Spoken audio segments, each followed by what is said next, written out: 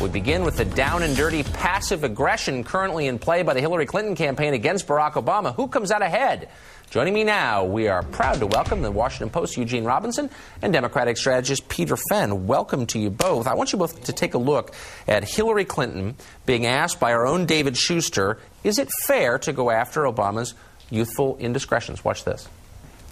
I wonder if you would take the opportunity today to say that a candidate's indiscretions as a teenager should not be an issue upon which voters should make their decision.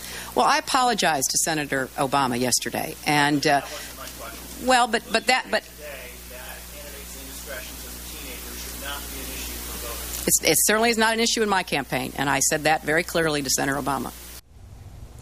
Wow, notice the nodding. Look at the stern schoolmarm look.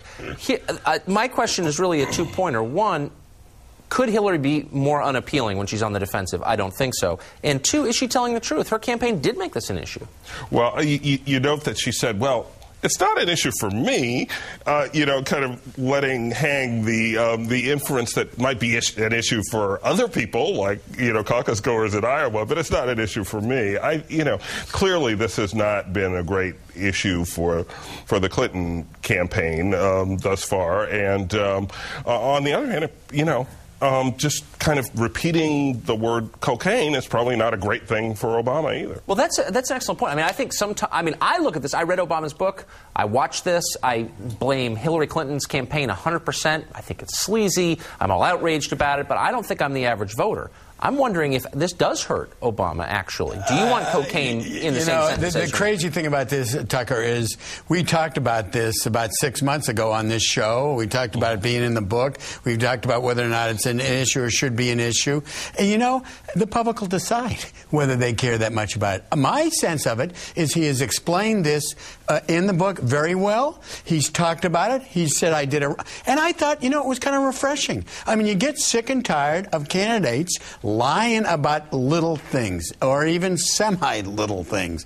And this guy was up front with it from he the didn't beginning. have to admit it. And I don't think that if this was a calculated move by anyone within the Clinton campaign, it was a very bad calculated move. So, I think these people are pretty smart, and I think what you had there was Billy Shaheen kind of shooting off his mouth. Now, I will say that do they want people to look at Obama and to say, hey, wait a minute, we've been under the microscope. Isn't it his time to be under the microscope a little? Yeah, but not on issues like that. Well, I agree. Listen to everyone has said, Billy Shaheen made a mistake and he's resigned. Too few have taken a close look at exactly what Billy Shaheen said. By the way, the husband, of course, of the governor of New Hampshire and the now Senate candidate, Gene Shaheen. This is exactly what Billy Shaheen said. Quote, the Republicans are not going to give up without a fight. And one of the things they're certainly going to jump on is his drug use. It'll be, when was the last time? Did you ever give drugs to anyone? Did you sell them to anyone? There's so many openings for Republican dirty tricks, it's hard to overcome. Did you sell them to anyone? He's a crackhead or something? I don't know. I don't want to accuse the Clinton campaign of putting racial overtones in this, but did you sell them? I mean, that's such an outlandish thing even to suggest. Where does that come from? It's over the top. It's over the top. As far as I know, and I know some people who were in school, in college with Obama. I mean, that just seems completely out of left field. It doesn't comport with the Barry Obama they knew at the time, who was a regular kid. So.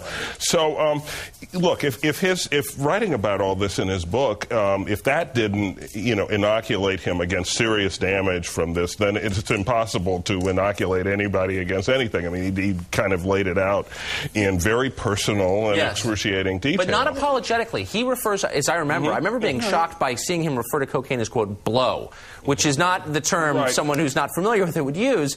He doesn't, he doesn't get out there and grovel and say drugs are bad, though, in his book. Well, a lot of people in this country have, I think, a somewhat different attitude toward drug use or experience of drug use than people in Washington and political circles tend to think.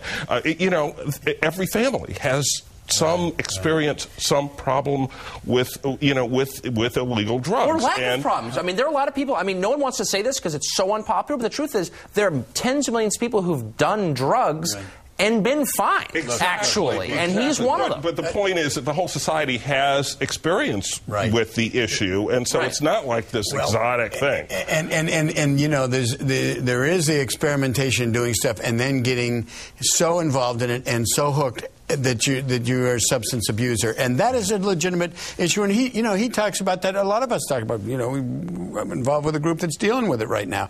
And I tell you, I think though on these kinds of things, there is the trouble we have now. We have such a primary season that's so tight that there isn't a lot of time for the voters to sort through and vet this stuff. The result is that a lot of stuff gets thrown out there. I mean, and you better vet it early on everything before the Republicans, and that was the point he was trying to make, which he made very badly and on the wrong issue in my view. Well, it is, because this is not like Bush's DUI. The reason that was a story, in my view, and the reason Cheney's DUIs never were, is because it didn't come out until the end. And they tried to cover it up. That's exactly right.